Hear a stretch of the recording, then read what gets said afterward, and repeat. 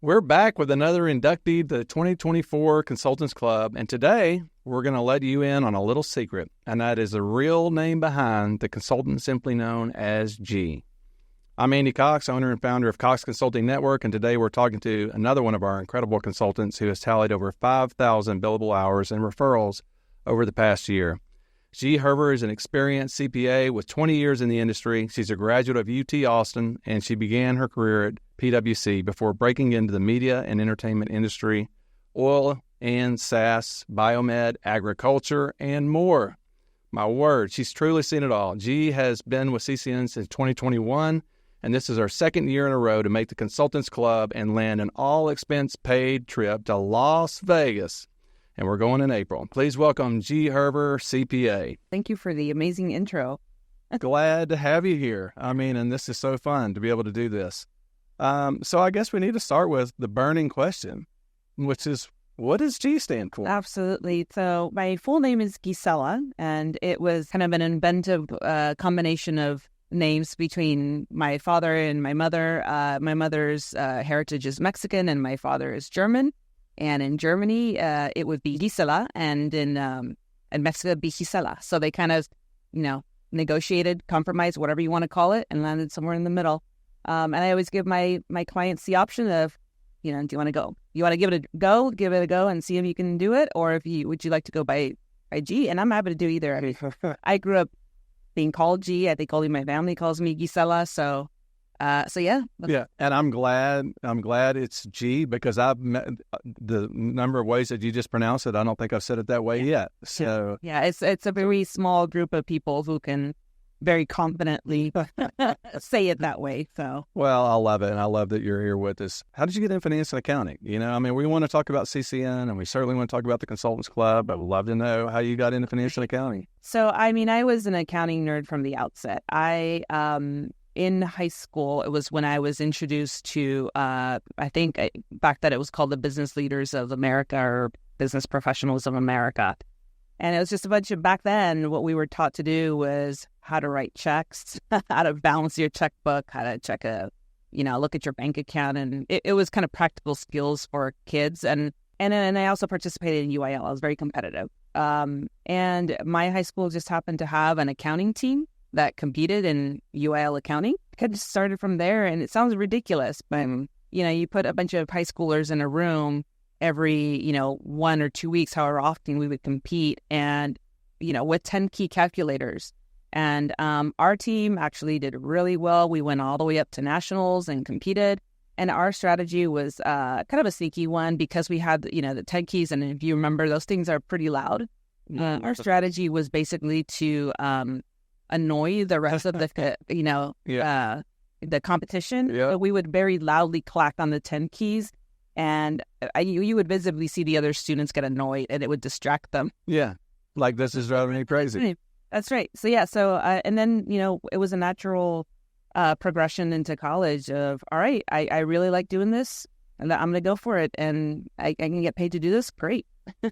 Let's give this a go. Absolutely. And the University of Texas was actually my second choice. My first choice was going to be the University of Illinois at Urbana-Champaign. They have an excellent, I think at that time they were the number one, had the number one accounting program. They might even still have that. But, practically it just made a lot more sense to stay in state and go to the number 2 accounting program, in the nation, which is here in Texas. Yeah. Awesome. Yeah. Yeah. And so then you got started in the industry, and I know you have a lot of experience even before you joined CCN. So some highlights from that. Absolutely. I think definitely the kind of the life-changing part of my career in the early onset of it was getting the opportunity to travel and live and work abroad through PwC. All of the big fours have these secondment programs, is what they call them, and effectively they look for some of the top performers within the firm, folks that are rising stars, and give us the opportunity to go almost anywhere in the world, right? To practice your profession. And my husband at that time, he and I, it was just the two of us. We had no kids. We had 2 dogs. And he worked with a rival accounting firm. And, like I said, they had the same type of opportunity. And it took me about a year, but I finally convinced them to move abroad. It just introduced me to a whole suite of industries and people and cultures that I'd never been exposed to prior to that. You learned a lot of the nuances of working with people in a different culture, how to manage meetings, how to, even just in a hierarchical space, how to talk to people that are 2, 3, 4 levels above you. And it gave me a lot of patience as well, dealing with teams, and on calls with, in the future, multinational clients, France, from Indonesia, from whatever. You get a real appreciation. And as Americans, I think we generally are very, we've got this meeting. Let's get to the point. Let's, get through these bullet points. And you have to kind of step back when you're working with folks from other countries and say, okay, well, there are these nuances that you have to, ease into, introductions and how was your day? What's, that sort of stuff. And even being conscious of national holidays, right? Yeah. So that may be different, than what we know. Right. So that for me was a huge highlight. We got to travel. Our dogs got to travel. We throw them in the back of our car and drive up from Manchester, which is where we were based in England. Mm-hmm. And they got to see Wales. They got to see most of England. They got to see a lot of Scotland. So the dogs are well trained. Yes, I have a lot of pictures of the dogs and I, hiking up into the Isle of Skye, in northern Scotland, and jumping around in the water in Cornwall along the beach. So I mean, those are just amazing memories. And we were young. You don't have any kids. This is what you do. Yeah. Yeah. So that was a fantastic opportunity. And while I was in Manchester, I progressed up in my career and I reached a manager level, brought those skills back home with me here in Austin. And like I said, got exposed to a lot of industries that I wouldn't have otherwise: agriculture, oil and energy. I swore up and down I would never work in oil and energy, and yet I did. So, all of these are just things, experiences that you harvest information from. It might be useless information. Maybe no one needs to know, how you measure the oil inside of a tank on a refinery, ground. But these are just really neat experiences, and they help you you can build on that. So even in public accounting, I mean, people go into public accounting and want the diversity of experience, but then you left public accounting and added to that, right? Like, so what are some of the highlights, after you get out of public accounting? So after public accounting... and you don't have to say client names or anything like that, just curious. I worked at an organization that dealt with art publishing. So it was, you go to these stores, like a Home Goods, or, at that time, Bed Bath & Beyond, whatever, and they have this artwork that they sell there.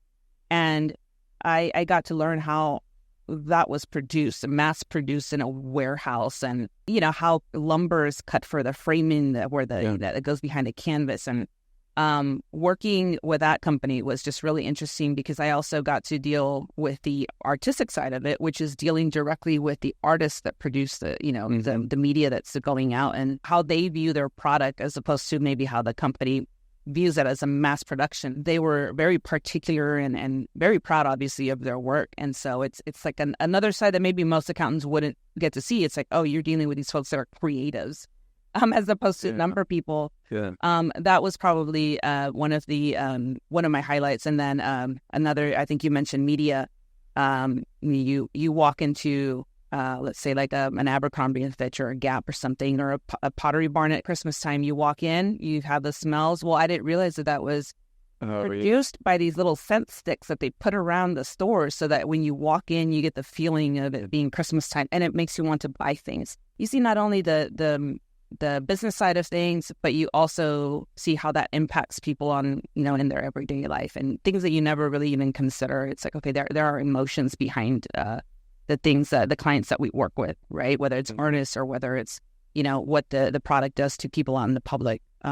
So those are probably two of the companies I can think of readily that really, really that stand out. A lot. And a lot of this isn't even, it's not even just accounting, new things outside of accounting that you're learning. And so it's cool to be able to see all those things. Oh, absolutely. So you've been very consultative, throughout your career. Obviously, in public accounting, that was a great start, to learn that. how did you get into consulting though? What was the leap, and kind of why did you do it? It was actually by no choice of my own. The media company that I worked with, I just talked about, they were actually acquired by a much larger company, still here in Austin, and so as with most of those types of transactions, you have positions that become redundant. Mine was one of them. Okay. It was still a very a positive experience, even going out the door. And at that time, I was also pregnant with my daughter. And, these are the things that you maybe hear about in case studies or in the media. But it is very difficult as a woman, being pregnant and trying to find a new place to land, in the middle of your pregnancy. And so, I did give it a go and interviewed, but it's hard. So, and I understand it from a practical point of view, right? You've got someone that you're bringing in, and maybe in 4 weeks they're going to be gone for a while. I get it. But it didn't make it any easier for me. And so, I connected with a gentleman here in Austin. Yeah. I'd worked with, through other clients in my public accounting sphere. And he said, "Hey, why don't you come do some work for me? Let's see what you can do. I've got these clients. They need someone on an interim basis. Let's bring you on board." And it was really great because I had both the client service part of what I'd done before in public accounting, but also had the industry knowledge of being able to work in a single place for an extended period of time, managing a team. And so that was the first taste that I got of consulting. I liked it, but I wasn't really sure if I wanted to do that. A lot of it had to do with, I'm not sure that I can maintain the or exclude the volatility of earnings that come with doing consulting work. And that's, I think, something that really, worries people maybe when they're considering doing this Certainly. work. Yeah. And I understand. Mm-hmm. But I kind of kept it in the back of my head. Yep. And went back into industry. And then, after my previous job, full-time job, it was with an aircraft company. Yep. COVID hit. Yep. That's not the best place to be when airlines are grounded. And so I took that as a way to venture back into the consulting world. And that's how I think I reached out to you directly and said, "Hey, can I learn a little bit more about your company? By the way, here's my resume. Let's talk." Yeah. And did you know anything about us when you reached out? I mean, had you heard anything, or you just kind of casting a net out there and seeing what you can get? Exactly it. I think I went into LinkedIn and just started doing research and started reaching out to my network of people, and I found you guys. Yeah. And here you are. Right. So I just want to go back to that experience, because I remember, when you reached out, I was like, man, we would be so lucky, for her to join us. What was your experience, having that first conversation, and then, projects are projects, but do you sense a difference, or is there other things that, maybe that, and I'm not looking for y'all, or this is the most awesome thing ever. Yeah. But did you, even then, were you able to just kind of go, man, I feel like this might be a little bit different?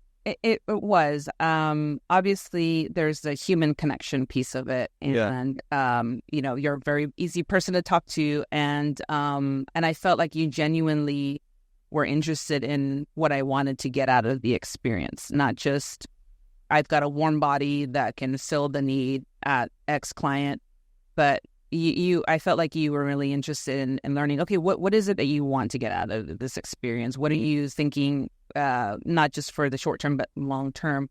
And I was actually quite, surprised or taken aback by the transparency of how you were willing to share how the organization worked, how you worked with your consultants, even just on the earnings side, how that was going to be structured.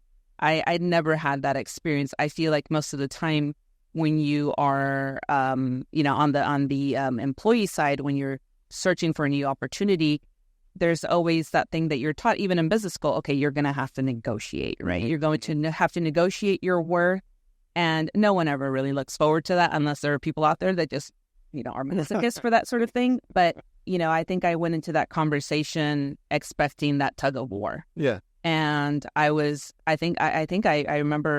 getting off the call and just saying, wow, that was weird. Yeah. That was odd. Yeah.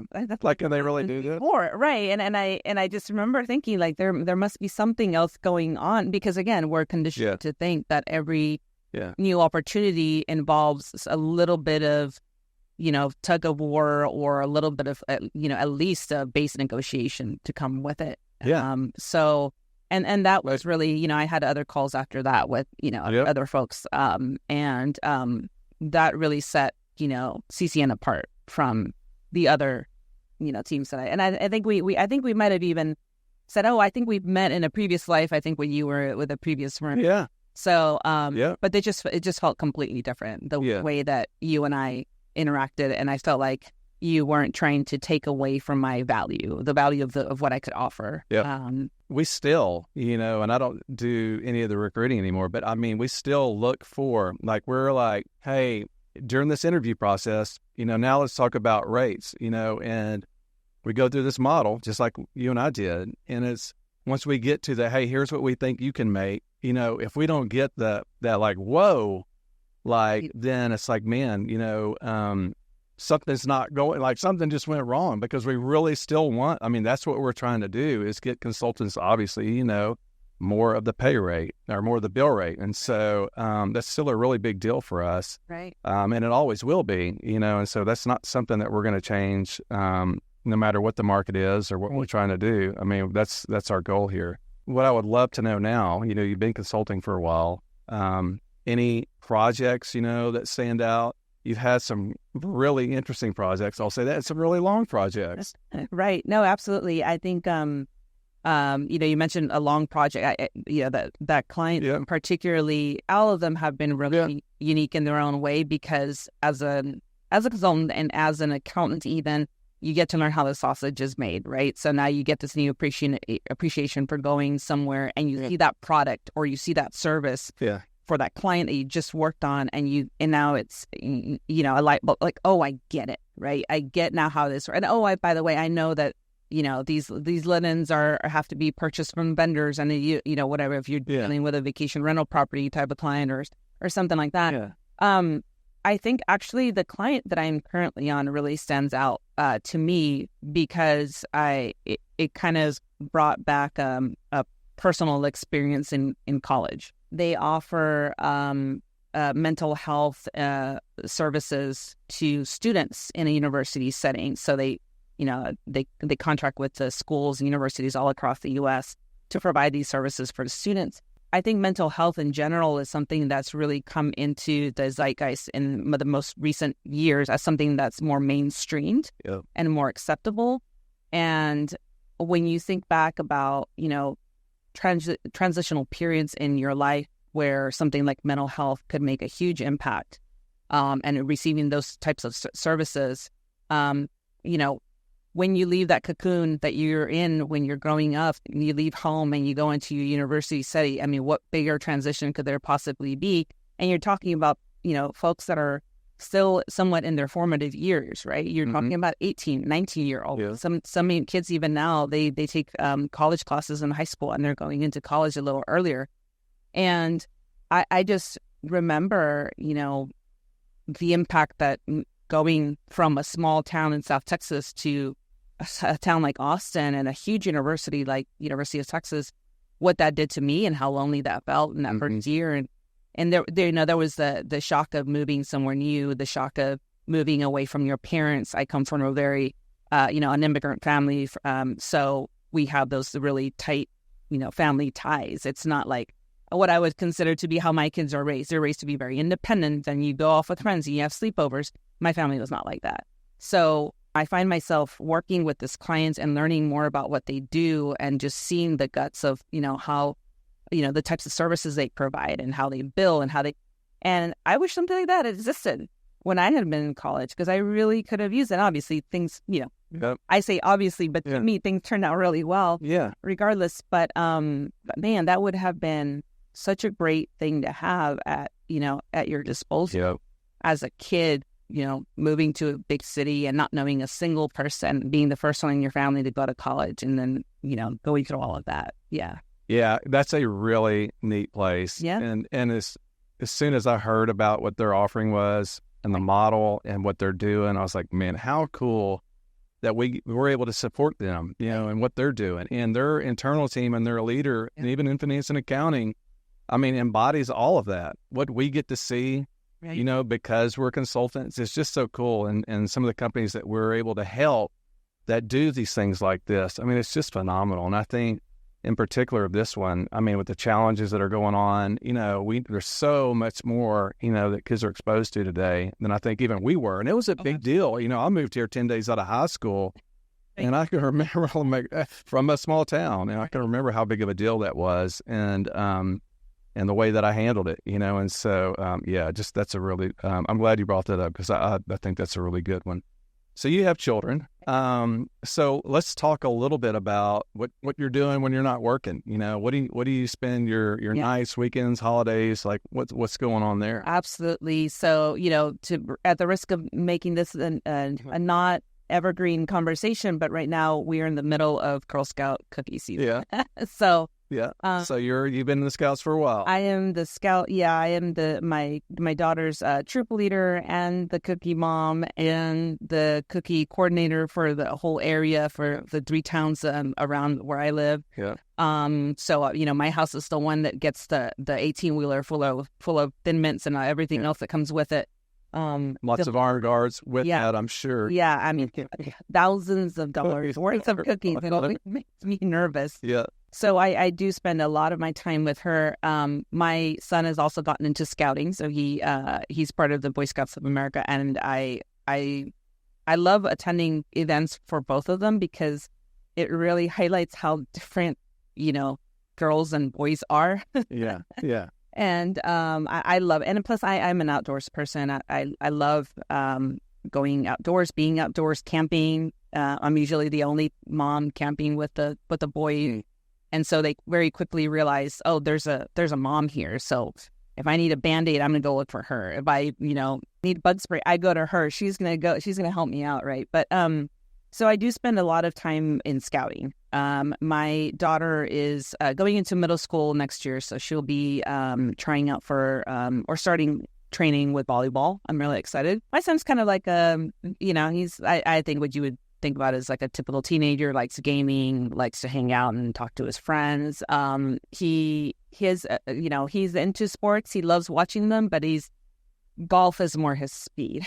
So he's going to start golf pretty soon. But yes, I spend a lot of time with them as a single parent as well. Most of my time is taken up managing their schedules. Yeah. They're also older, so I do get a lot of time to myself too. So when I have the chance in the hours in the middle of the night when I have sometimes stayed up, I like to paint. I'll paint almost any surface. I paint rocks. I paint on canvas. I paint on wood mediums, etc. And then right now, because of my schedule and I do a lot of indoor cycling, but I would love to get back into road cycling. The first exposure I had to biking outside was actually on the Capitol Texas Highway. So those rolling hills. Yeah. Ooh, that was in my 20s. So I don't know how much better I would handle or worse it would be for wear if I tried it again. Yeah. And then travel. I absolutely love to travel. That's another thing that I highlight to people who are very like-minded. Hey, think about all the travel you can still do and still work with your clients. And this last summer, I was in Europe and I was conscious of the need that I needed a client to, manage payroll for my client. People have to get paid. Yeah.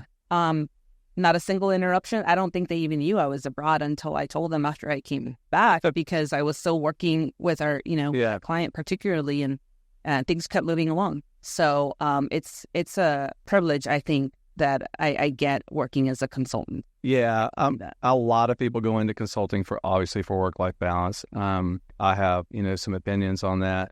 I do. Before we get to work-life balance, though, because this was my jaw dropped when we were on with your most recent client, and we're talking, before we actually start the project, when you're talking about scouting.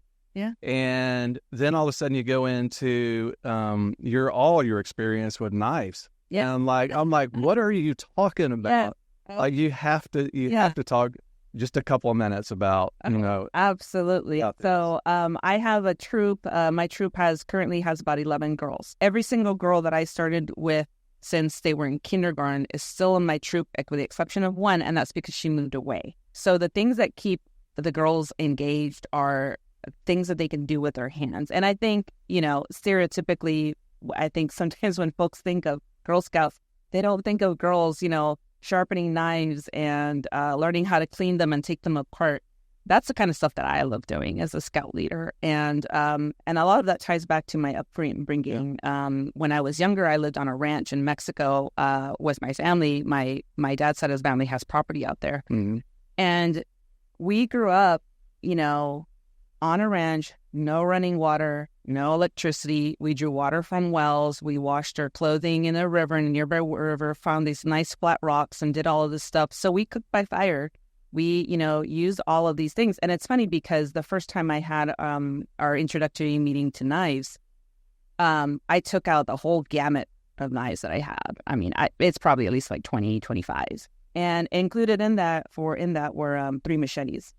And I remember telling the girls, listen, like first things first, these are tools, mm-hmm. These are tools. And I think I held up one of the machetes and I asked them, what do you guys think this is for? And, one of them raised her hand. She said, well, I've seen horror movies. I'm like, honey, no, let's stop that conversation right now. Again, these are tools. So, and I love taking pictures. I love documenting what we do with the girls. But, the littlest one is 9 years old. And I have a picture of her with a whetstone, which is, a type of medium they use to sharpen knives. And she's pouring the oil on the whetstone and she is, sliding that knife across and sharpening it. And we have to get it to a certain degree of sharpness before you can say that it's been sharpened. And another one with a leather strop, just, sharpening that thing, and an axe. I mean, that was probably, if I had to rank the popularity of our meetings, that was probably in our top 3. Wow. And it's the purpose of Scouts and Scouting, I think, in my opinion, is really to teach the kids life lessons that they otherwise wouldn't learn in school. Who's going to, maybe in the past it was a practical skill that was learned, but we strayed away from that. And, and now these sort of skills, who's going to teach the kids to do this? How to replace a doorknob, right? Like you go to college, your doorknob becomes wobbly. How do you take it off and replace it and tighten it and put it back on? We taught them how to do that. Just little practical things that they'll use for their lifetime. Forever. Yeah. Yeah. And again, they're never going to look at a machete the same way. No, I don't think they will. I mean, that's just fascinating. So I love that. So let's talk a little bit about balance, because I do have a philosophy, which is our goal shouldn't be to work from anywhere. It should be to not work from everywhere. Right. And do you, I mean, are you able to really take hold of that? I mean, do you feel like consulting provides a better way to be able to do that? To be able to check out and say, hey, look, I'm not working now. I'm shutting my laptop. I don't have to work anymore today or this week, or I'm off, for a month or whatever it may be. I mean, do you see more opportunities to do that? Absolutely. There's definitely, I have had, one of my previous employers was an aircraft leasing company. Mm-hmm. And working with them, I had the opportunity to go overseas to one of our offices in Ireland. And like I said, I love going outdoors. So as part of my trip, I packed up a bunch of hiking gear, and on the day off of the weekend that I went up and I hiked up Wicklow Mountain, and then I drove, closer to the Ring of Kerry, and I hiked up another mountain up there. It was like an 8-hour hike. I was still very conscious that I was somehow still tethered to my work. Mm-hmm. So yes, I was hiking on a Saturday. Yes, I was hiking on a Sunday. But a part of, in the back of my mind, I said, well, I don't know if I'm going to have a signal up here. I need to check in case I need to transfer money, in case I need to answer an email from a client, etc. And I was obviously also working in a different time zone. So maybe while I was off, my colleagues in the States were still online. So there's the expectation that I had to be responsive. Since then, and since I went into consulting with CCN, I've had similar experiences. I've got to, I'm off on holiday or whatever, and I bring my laptop and I bring my phone. But I felt that there was a clear delineation and respect that I received from clients and from my colleagues, mm-hmm. that took into account my needs and my boundaries, and they were very clear and they were very well set. Yeah. Two situations, you're traveling, and both you're working, but through consulting, I felt like I could really establish those boundaries and not be, penalized for them, either through performance reviews or not meeting my clients' expectations. So any work that I've done while I'm traveling abroad or I'm traveling with my family, it's because I want to do it and because I appreciate that my clients is going to appreciate what I'm doing. It's not an expectation they're setting. Yeah. It's almost like an extra, like, oh, wow, like he took care of this. Even though I know she's off on holiday and she told me that she wouldn't be online, she took care of this for us. Yeah, look how awesome. It's so different. Yeah. Yeah, and I think that not that we don't have deadlines, not that we don't have, all the expectations, but as a consultant, I mean, you can't do this in a permanent role where you're like, hey, at the end of May, I need to be off in June, and so this is January and here we are having this conversation and the client's like, well, that's not going to be an issue. And then you get here and you're like, hey, I'll be back in a month. You can't do that in a permanent role. Your boss would look at you like you're crazy. And, and I think as long as we set that expectation with our clients and they know well in advance, like how awesome that we can do that. Oh. And that they are happy that we can do that and to have us back. Yeah. Okay. I want to get to Consultants Club because we're going to run out of time. So this is your second year at Consultants Club. So, I mean, first, how'd you do it? How do you get in here? Are you maybe you're asking the same thing? Yeah, no, I mean, I enjoy what I do.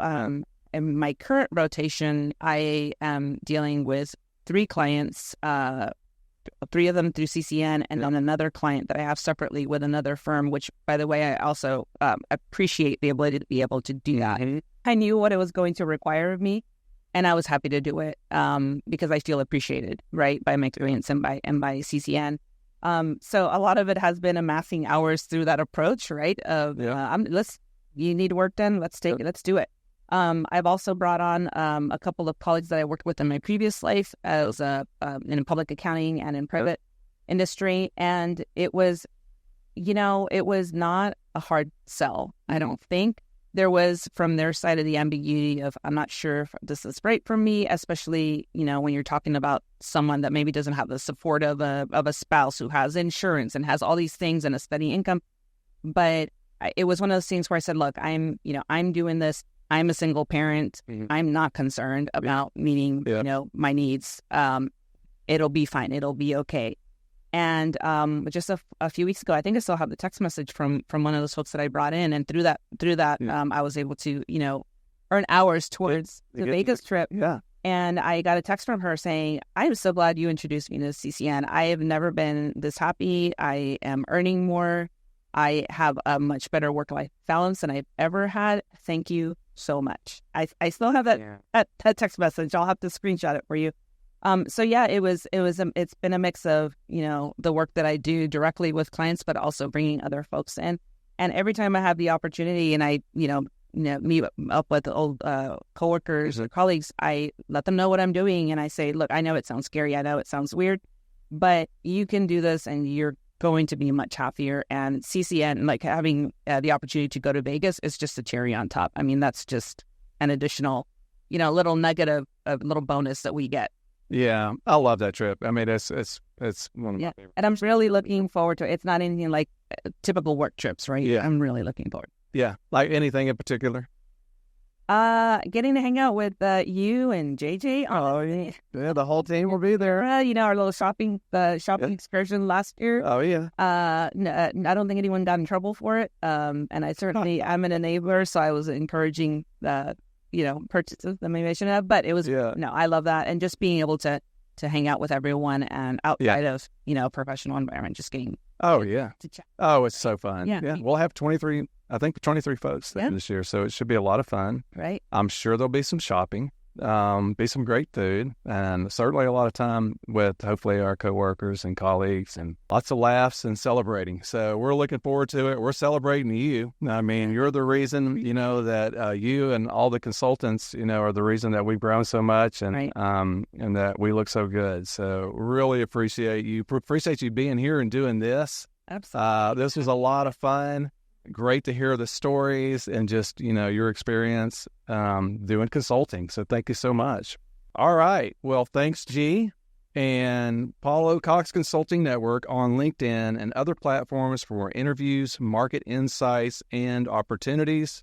Check out ccnserves.com to learn more about consulting, recruiting, and investor relations services now. We'll see you next time.